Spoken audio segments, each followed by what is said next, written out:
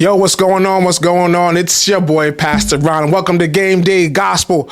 Hope everything's going well. Hope you're blessed. Today is a Knickstape Thursday, and I hope that we are going to chop it up about basketball, about some football, throw some football in there as well as championship week. But we're going to talk about mostly basketball and the NBA. So let's start off. Our Knicks are doing well. Since the OG trade, we're 10-2. And and people have hit me up in my inbox. Yo, Ron, do you like the trade now? Yo, Ron, do you think this? Do you think that? Listen, bro, I am still not on this trade. I am still not supporting this trade. I am still not part of this. We have no scoring, right? Let me pull up the last game we had. Let me. People just don't understand basketball. Let's pull up the last game we had. Who did we play most recently? We played the Nets, right? Let's look at the Knicks and the Nets, right? Let's see how that looking, and let's see our issue. That was what, Monday night. Let's pull this up. I'm on the laptop. I'll pull this up. Let's go right into it and right into what our issues are. We sit there and see the plus minus. We sit there and see all the good numbers. Like, yeah, the Knicks is back. Knicks are bad. We're a championship team. We're right behind. The only team that could beat us is Boston. Blah blah blah blah blah. But we realize we don't have any scoring. All right, so let's go with let's go with just scoring. I'm not even gonna go that deep. We could go plus minus. We have OG at a plus 11. All that is cool, right? Let's look at points scored. In 37 minutes, Julius Randle had 30 points. In 36 minutes, Jalen Brunson had 30 points. Our next best scorer is Dante DiVincenzo, who scored 11 points in 26 minutes. This is not sustainable, guys. Please cut the nonsense. Don't allow what you see to make you forget what's going on, right? Don't like what I preach on, right? Let's bring the bridge. The greatest enemy of vision is sight. We forget the long term. We forget what God is saying. We forget reality because based on what we see. In your heart, you realize that he is not the guy. Guys, he is not the one. He is not the player for us. He is not the difference maker. So please cut the nonsense. Please stop it. Thinking that he's a difference maker. No. Let me ask you a question. If he's so nice, is he worth $30 million a year? No. He's not worth 30 M's a year. He's worth Evan Fournier money, 18 to 20 a year. Because he's limited offensively. Yes, he does a great job defensively, but that does not win playoff games. Remember last year against the Heat, with all that Jalen Brunson did, all that was going on, we sat here and then we got to a point we could not score.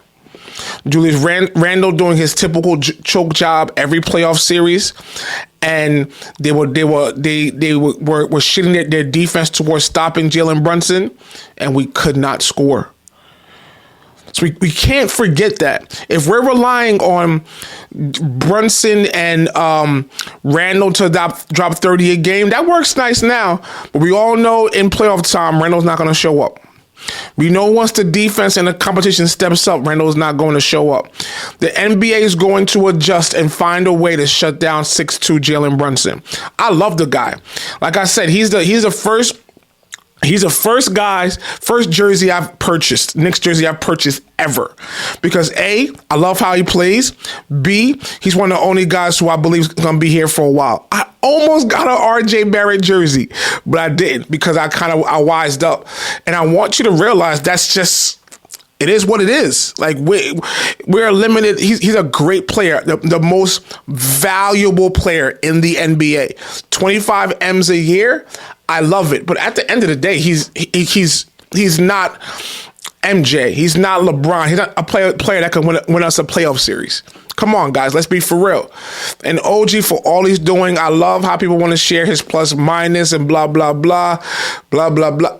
He is not the one. I love the guy. I love seeing the team win.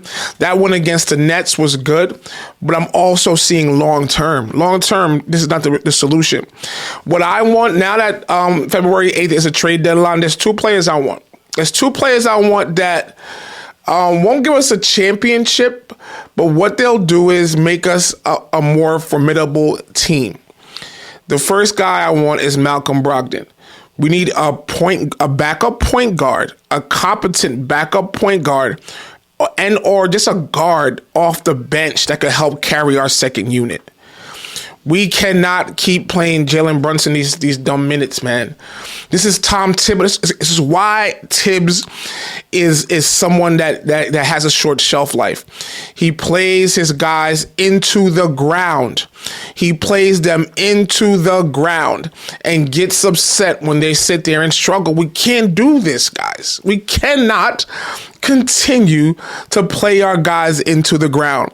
We have to learn the importance of us being able to sit here and manage minutes. As a fan, I love the fact that the Knicks don't manage loads. Do load management. These guys play every single game. I love it. Because you know what you're going to get. But I also am afraid that these minutes are going to wear these players down. They're going to get them hurt. And it's cool to play everybody every game. But 36 minutes a game, this is the same thing that happened to Tibbs with Chicago. He played not Jalen Rose, Derrick Rose and Noah, Luol Deng. He played all those guys crazy minutes. He rode these players all season long. And then when playoff time came about, they struggled. When playoff time came about, they had no more energy. This is typical Tibbs. He has not evolved. I remember this. I was watching the I think it's called, was it Playoff P? Whatever the Paul George podcast. And he was talking about Tibbs. Like, Tibbs a cool guy, but Tibbs don't turn it off. And like during even the Olympics, he was like, "Yo, Tibbs, chill, bro. Like, this, it's not that deep." Paul George was telling a story about like how like Tibbs would just be going hard in Olympics. He's like, "Yo, it's just the Olympics, bro. Relax. Cool out, smile, take a couple of minutes off. Don't run us into the ground." But that's just how he is. I understand that's how he's wired.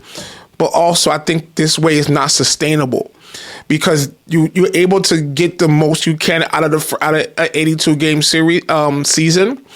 But then by the time they get to game 100, to get to game 90 in the playoffs, they're worn down. And not only it's 37 minutes. It's 37 hard minutes of playing hard defense and hustle in your face.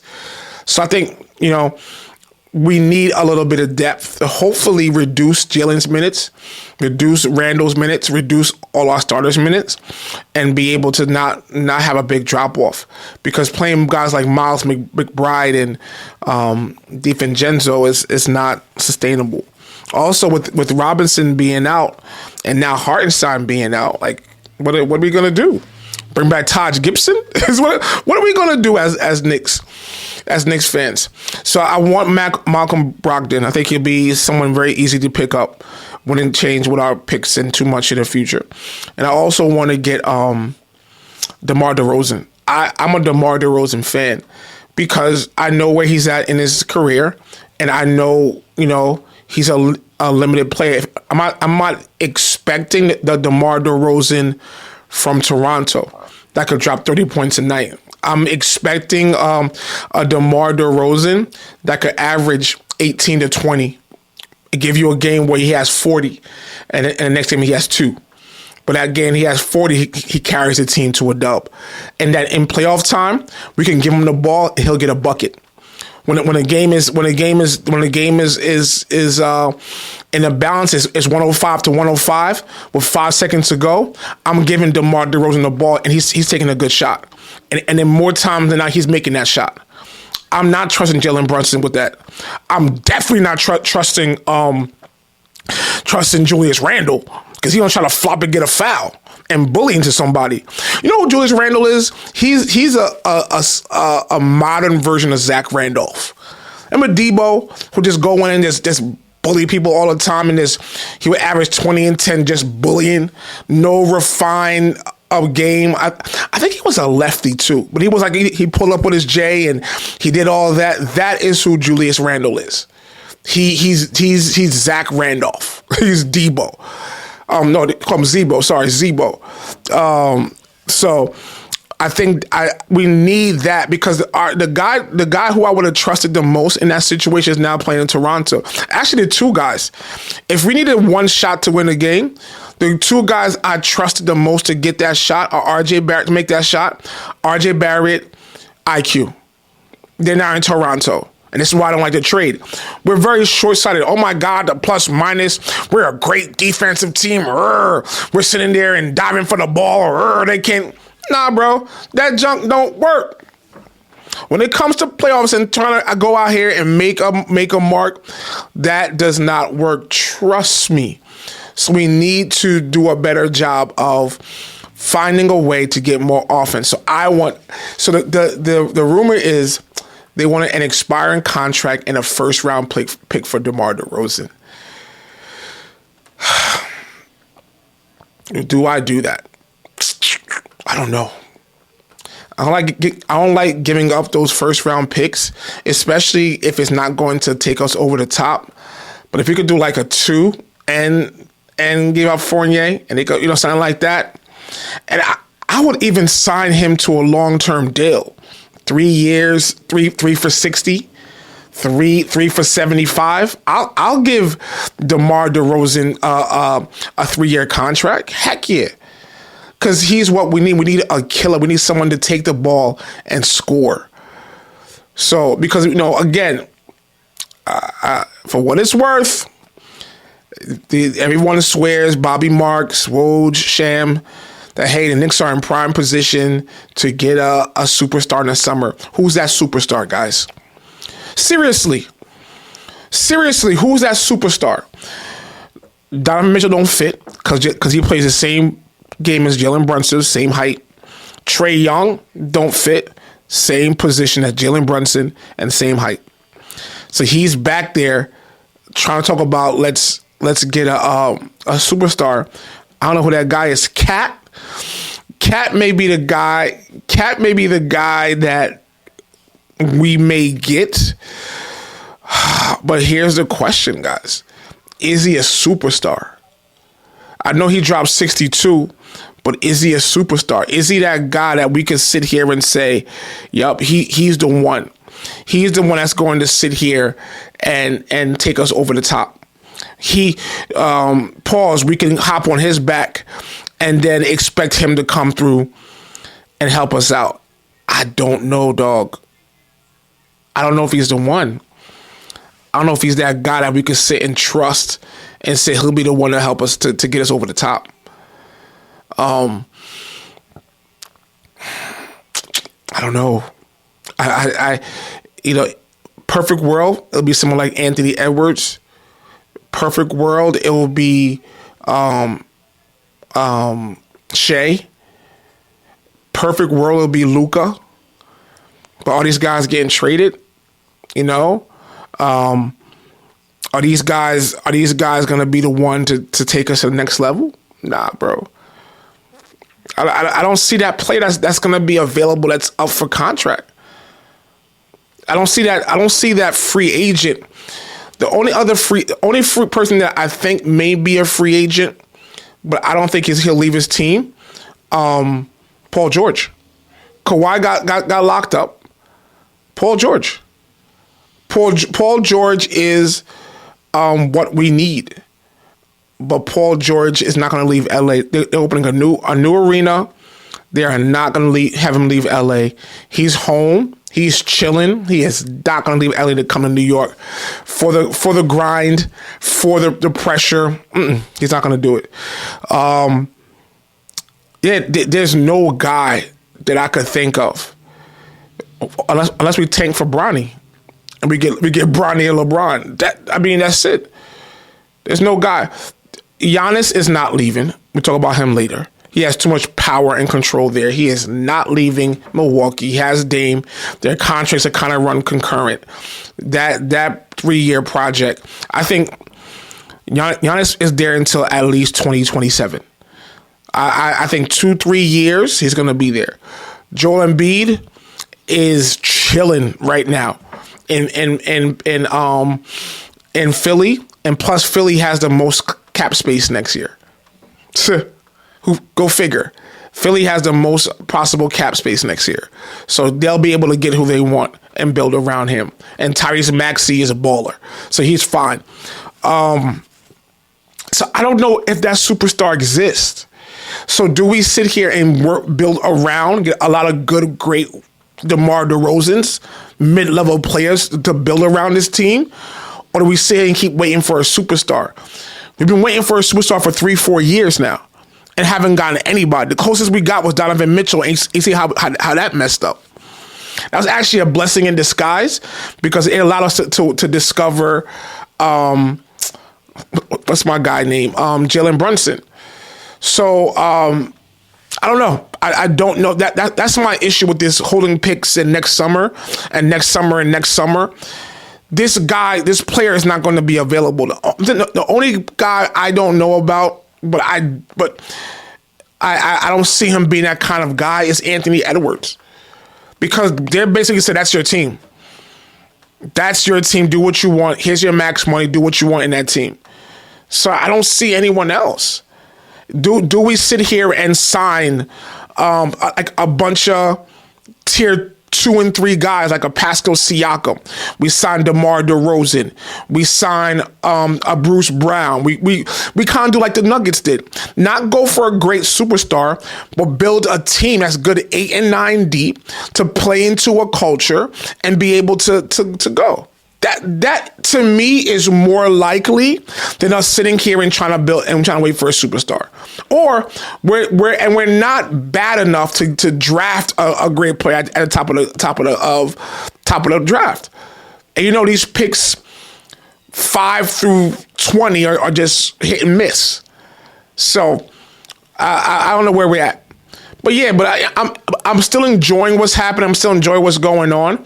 But I think the Knicks are in trouble. So my goal for the Knicks, if we can get DeMar DeRozan for cheap, if we could get Malcolm Brogdon for cheap, and honestly, extend these guys, sign these guys for a couple years, and build a squad, right?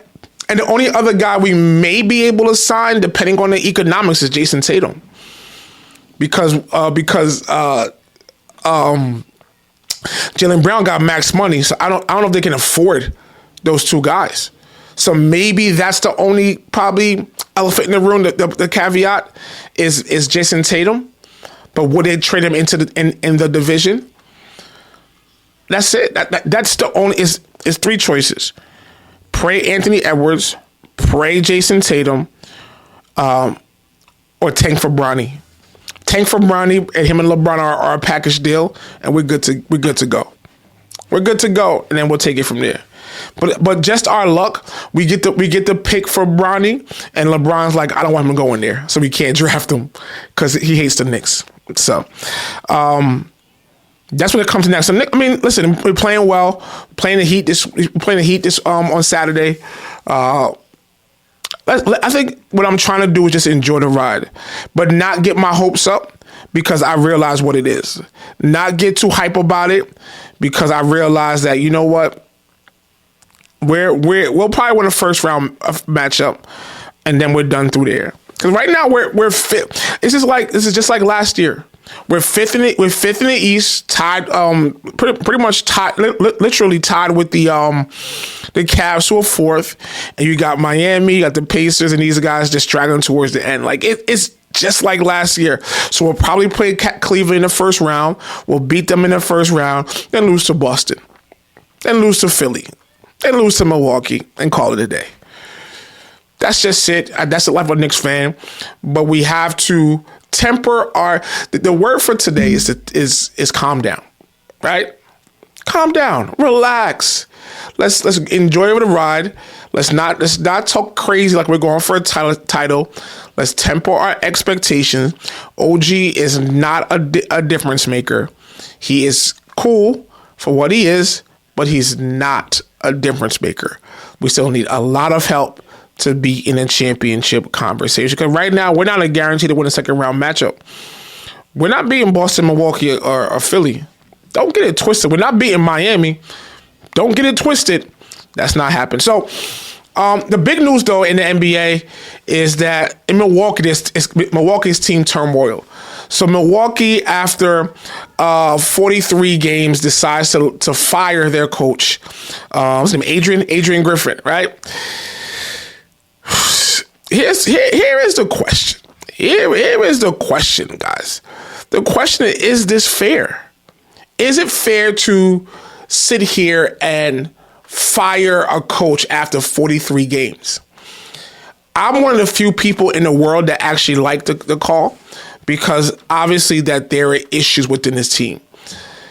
If we can't talk about fairness and equity about Griffin being fired, when we're sitting here and we didn't complain about Budenholzer getting fired. Budenholzer took him to a championship. Yes, they lost in the first round, but do you know that his brother died during that first round playoff series? His brother passed away during the playoffs.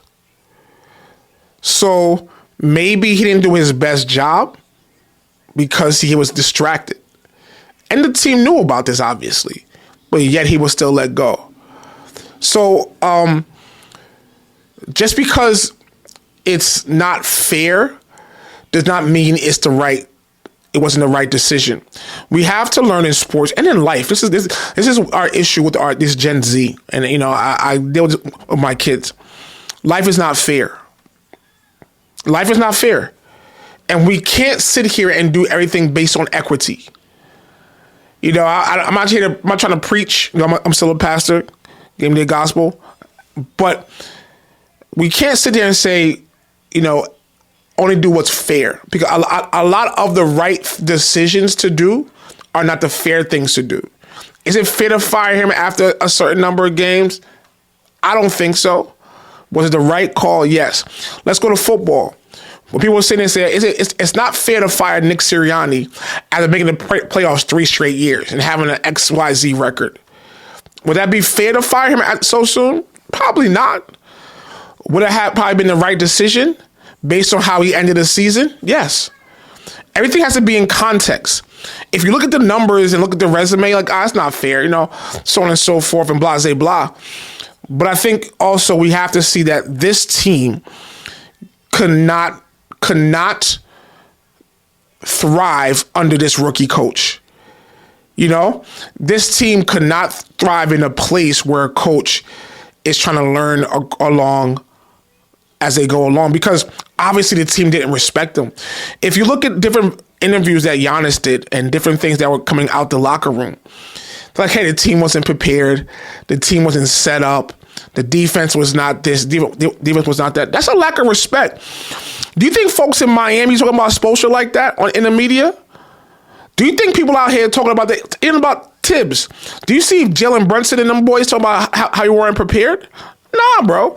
Because the lack of preparation is basically saying we're not being coached properly. It's called a poor leadership.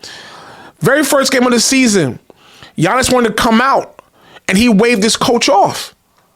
And the coach was like, all right, bet, you stay out there. Giannis was not doing that to Budenholzer, bro. He was not doing that to that coach. And I hate to bring out the race card and make everything about race. I don't do that. But I'm telling you something, man.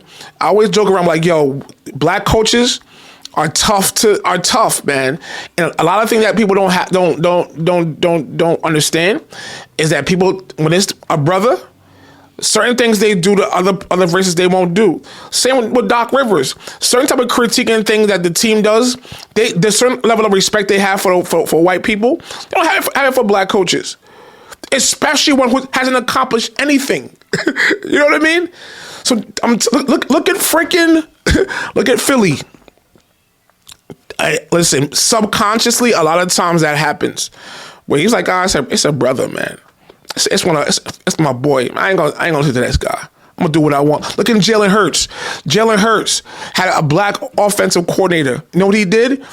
The reports coming out, and AJ Brown confirmed that the play came in, but they improvised and ran their own plays on the pitch, on the court, on the field. That's not happening with a white coordinator, bro. So a lot of times our respect and our urgency is diminished when it's one of our own, right?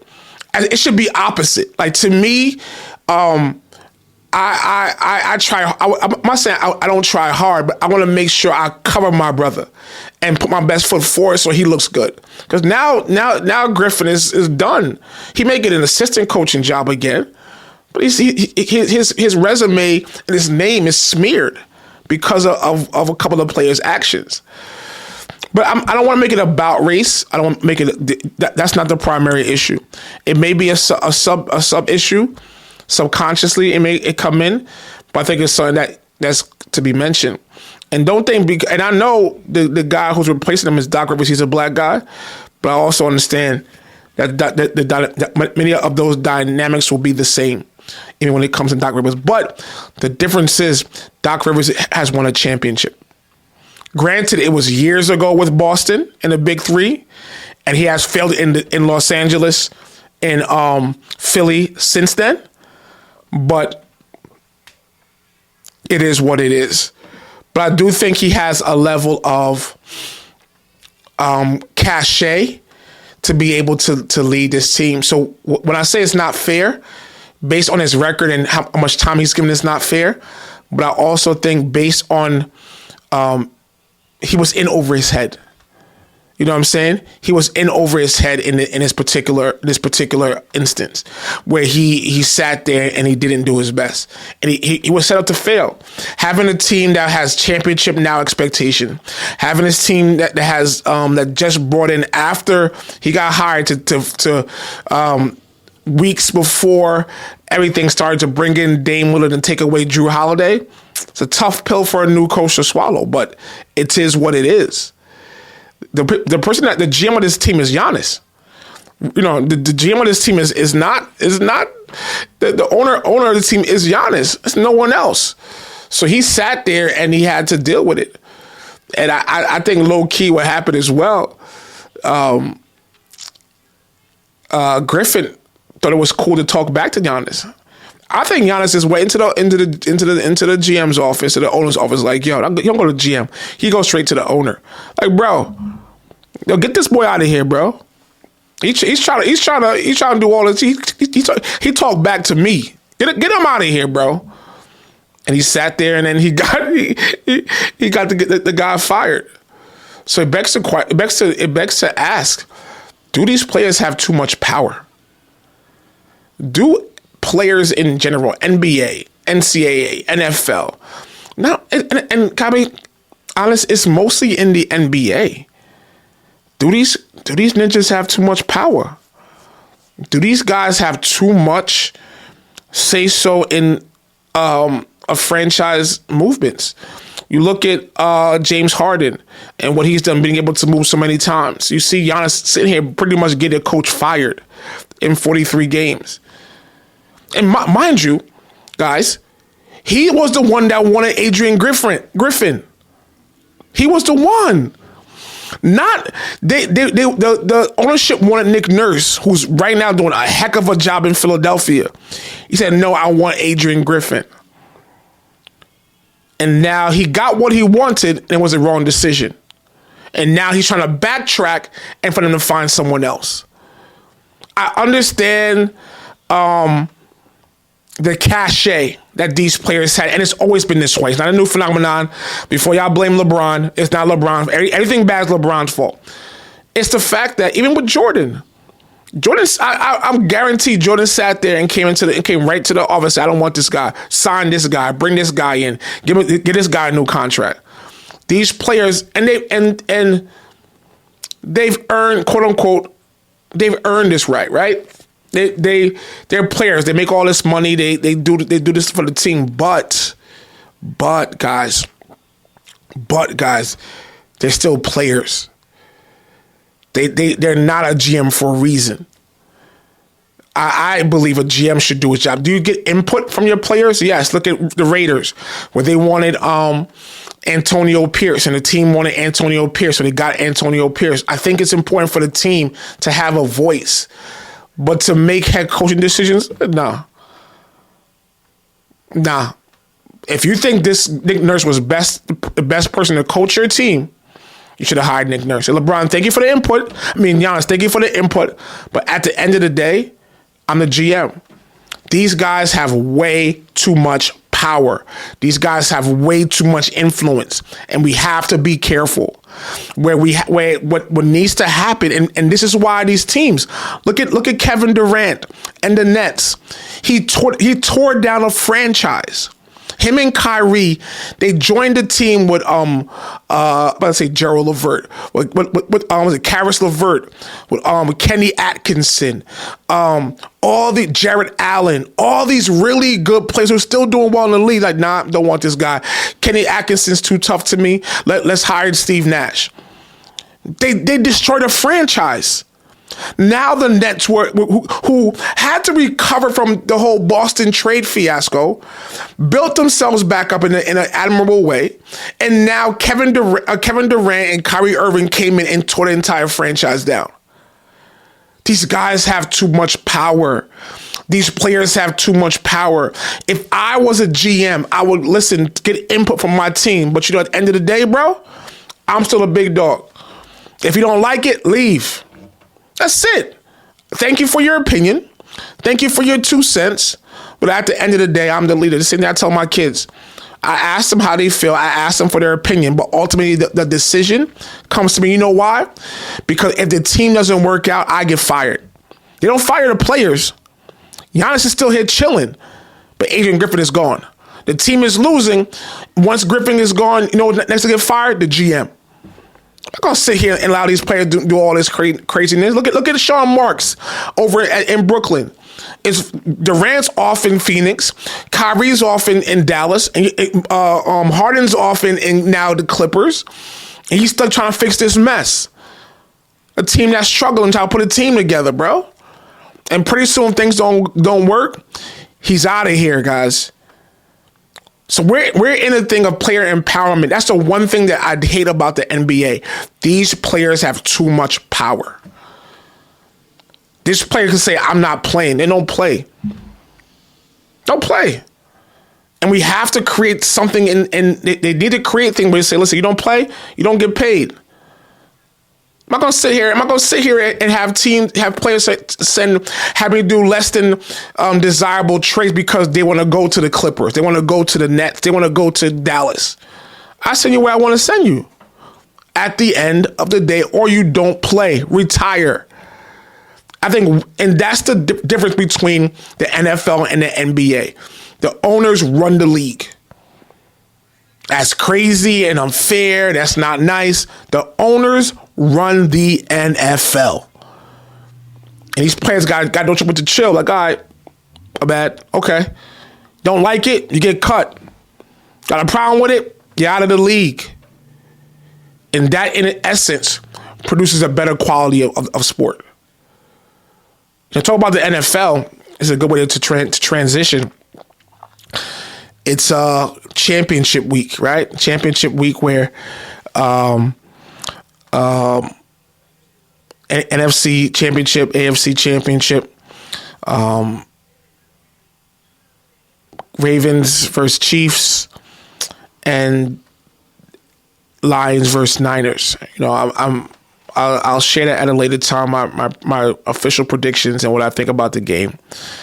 But I do want to talk about Lamar Jackson, man, and he is not my favorite QB. I don't think he's a top 5 QB in the league. He might not be top 10 QB in the league to me.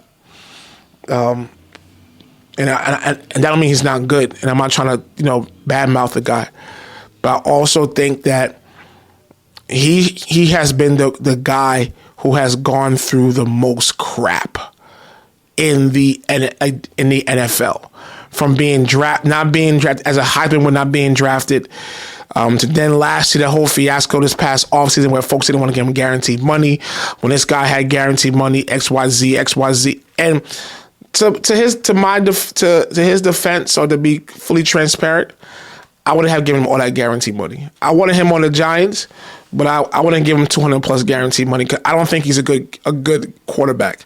He brings a lot. No, I don't say he's not a good quarterback. Sorry, that's wrong to say. But he's not I don't think he's a top QB to be earning Mahomes money and Same amount of money as Rodgers and I think Dak Prescott's better than him. I think Joe Burrow is better than him. I think Justin Herbert's better than him.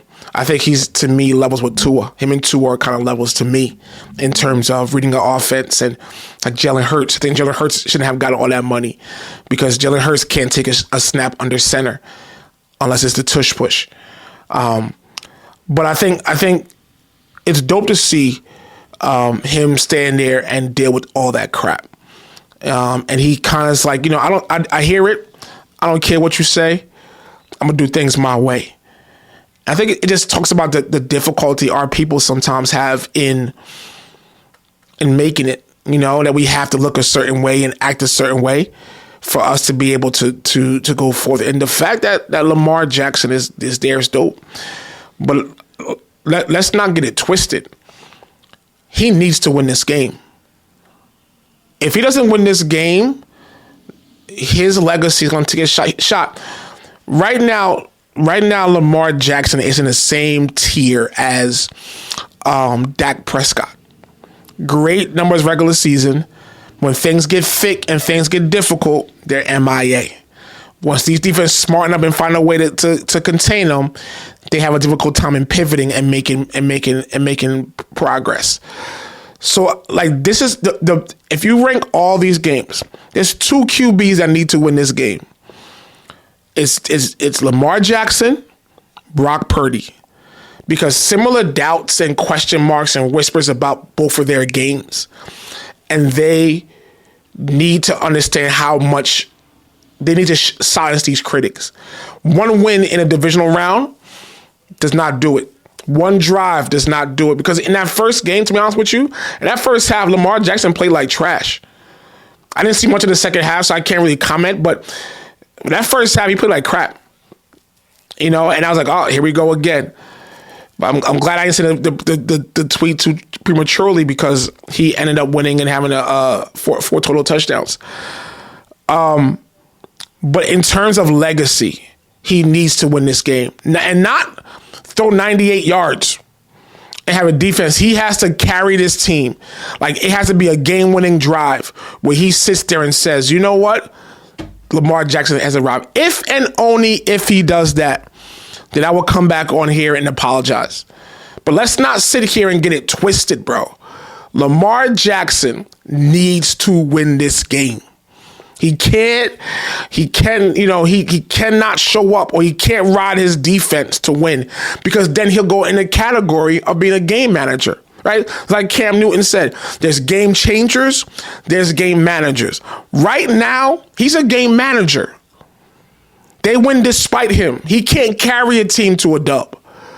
But I think once he figures that, if he this week carries his team with his arm, with his legs to a win.